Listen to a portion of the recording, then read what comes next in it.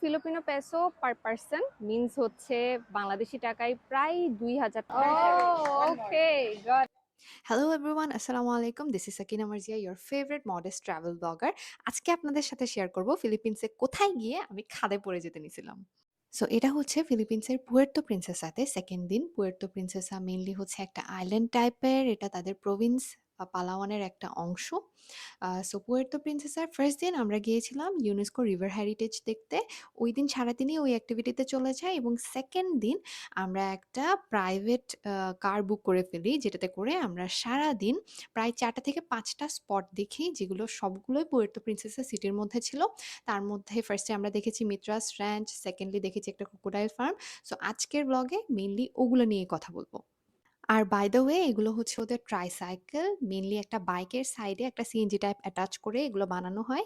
And এগুলোতে প্রায় ৪ থেকে ৫ জন মতো বসতে পারে highest. 1000 Filipino peso per person means হচ্ছে বাংলাদেশি টাকায় প্রায় 2000 টাকা পার পারসন মতো পড়ে, উইচ ইজ ভেরি অ্যাফোর্ডেবল। কেন আমি বলি, কারণ হচ্ছে এটার গ্রুপ ট্যুরও আছে।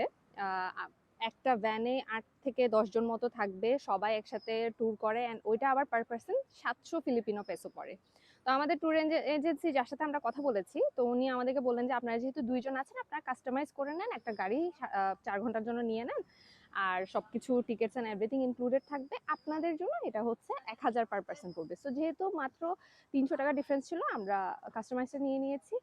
এই ক্ষেত্রে যেটা সুবিধা, যে আমাদের সাথে একটা পার্সোনাল ড্রাইভার থাকবে, অ্যান্ড আমরা একটা প্রাইভেট কারে করে আমরা সারাদিন ঘুরবো। তো যেমনটা দেখতে পাচ্ছেন আমি প্রচন্ড চিল মুডে আছি। আমি জানিও না যে আর ০.৫ ঘন্টা পরেই হচ্ছে আমার হাত পা কাঁপাকাঁপি শুরু হয়ে যাবে। আমার কান্নাকাটি অবস্থা হয়ে যাবে। সো ওইটা কেন হইছে এটা জানতে লাস্ট পর্যন্ত দেখুন। সো ওইদিন আমাদের সেকেন্ড স্টপ ছিল মিত্রাস র্যাঞ্চ। এটা মেইনলি মিত্রা নামের একজন গভর্নমেন্ট হাই অফিসিয়ালের বাংলো টাইপের ছিল। সেখানে যেহেতু তিনি এখন থাকেন না, পরবর্তীতে ওইটা একটা মিউজিয়াম টাইপের করা হয়েছে, অ্যান্ড ওখানে অনেকগুলো অ্যাক্টিভিটি করা হয়েছে। যেমন জায়ান্ট সুইং আছে, কিংবা হচ্ছে জিপ লাইনিং আছে, স্লাইড আছে। সো এখান থেকে আমরা ২ টা অ্যাক্টিভিটি চুজ করি। একটা হচ্ছে স্লাইড, আরেকটা হচ্ছে জিপ লাইনিং। হচ্ছে ফার্স্টে স্লাইড অ্যাক্টিভিটিটা করব, অ্যান্ড দেন স্কাইলাইন ক্রস করে দেন জিপ লাইনিং এর জন্য যাব। লুক, আমি এখানে কত হ্যাপি। মেইনলি আমি রেডি হওয়ার আগেই ওরা স্লাইডটা ধাক্কা দিয়ে দেয়, and then this happened.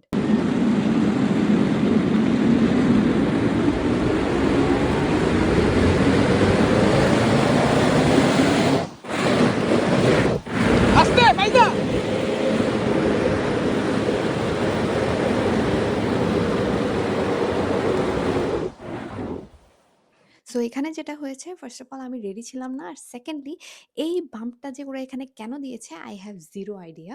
So এটাতেই মেইনলি আমি ব্যালেন্সটা হারাই ফেলি, অ্যান্ড ভাগ্যিস আমি পড়ে যাইনি, but I was almost there. Yes, but এত কিছুর পরও আমি স্টিল এই কাঁপা, কাঁপা হাত, কাঁপা, কাঁপা পা নিয়ে আবারও গেছি জিপ লাইনিং এর জন্য। যেখানে I had to cross this 100 feet of long walkway. So এটা ছিল হচ্ছে স্কাইওয়ে। স্কাইওয়েটা ক্রস করে আমার ওই পারে যেতে হতো, অ্যান্ড দেন ওখান থেকে আমি জিপ লাইন করে আসবো। বাট দ্য প্রবলেম ওয়াজ এই স্কাইলাইনের মাঝে যেই কাঠগুলো দেয়া ছিল, ওগুলার গ্যাপগুলো অনেক বড়, বড় ছিল। অ্যান্ড লিটারালি ওই মাত্র 100 মিটার মতো জায়গাটা ক্রস করতে আমার মানে ঘাম ছুটে গেছে। অ্যান্ড আরও কি, আমি আমার হাসব্যান্ডকেও নিয়ে গেছি যার হাইট ফোবিয়া আছে। So yeah, this is how I drag him into his life risk. And মরলে একসাথে মরবো, আলাদা আলাদা কেন মরবো, তাই না? বাট জিপ লাইনটা আমরা ২ জনই বেশ এনজয় করেছি। যাই হোক, মিত্রাস রাঞ্চ থেকে বের হয়ে আমরা গিয়েছিলাম এই বাটারফ্লাই গার্ডেনটাতে, যেটাতে অনেক সুন্দর সুন্দর বাটারফ্লাইস ছিল। আমি রিয়েল লাইফে কখনো এতগুলো বাটারফ্লাই একসাথে দেখিনি। Not in Chittagong's butterfly garden either, but এখানের বাটারফ্লাইগুলো মানে অন্যরকম সুন্দর ছিল, অ্যান্ড এত কাছ থেকে দেখেছি, মানে ইট ওয়াজ জাস্ট মেসমারাইজিং। বাটারফ্লাই গার্ডেনের পরপরই আমাদেরকে একটা ট্রাইবাল ভিলেজে নিয়ে যাওয়া হয়, যেটা বাটারফ্লাই গার্ডেনের পাশেই ছিল। এবং ওই ট্রাইবাল ভিলেজটা খুব ইন্টারেস্টিং ছিল। সেখানে যে ট্রাইবটা থাকে তাদের নাম পালাওয়ান। পালাওয়ান ট্রাইবের ক্ষেত্রে যেটা ব্যাপার, যে তারা হচ্ছে বিভিন্ন পাহাড়ে বসবাস করে, বাট তাদের জীবনের একটা টাইমে এসে তাদের এই ভিলেজটাতে থাকতে হয়। এটা তাদের লাইফের একটা পার্ট, অনেকটা মঙ্কদের মতোই।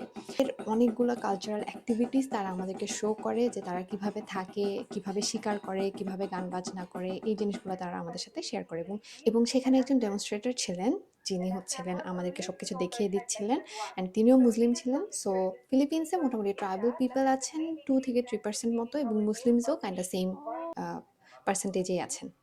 সেদিনকার আমাদের লাস্ট স্টপ ছিল এই জায়গাটা। এখানে মেইনলি তারা খড়ের মতো কিছু ইনগ্রিডিয়েন্ট দিয়ে আ তাদের ব্যাগ, জুতা এবং জামাকাপড় বানিয়ে থাকে। সো এই জিনিসটাই তারা শো করছিল এবং আমাকে শিখিয়ে দিচ্ছিল তারা আসলে এটা কিভাবে বানায়। অনেকটা আমার মনে হয়েছে জামদানি শাড়ি বানানোর মতোই একটা প্রসেস। মানে ঘাস টাইপের ম্যাটেরিয়াল আমার মনে হলো এটা ফুল একটা শেষ করতে 1 উইক মতো লাগে। এটা দিয়ে ওরা জামা কাপড়ও বানায়, আবার হচ্ছে ব্যাগ ট্যাগও রেডি করে এটা দিয়ে। সো আমরা ওই সেকশনটাও দেখবো। পুয়ের্তো প্রিন্সেসার সেকেন্ড দিনে সিটি ট্যুরে আমরা ৪ থেকে ৫ টা জায়গা দেখেছি, যা একটা ব্লগে আনা কোনোভাবেই পসিবল না। সো আমি পার্ট করে দিব। This was the first part. Second part সোমবারে আপলোড করা হবে। Wait for it and thanks for watching.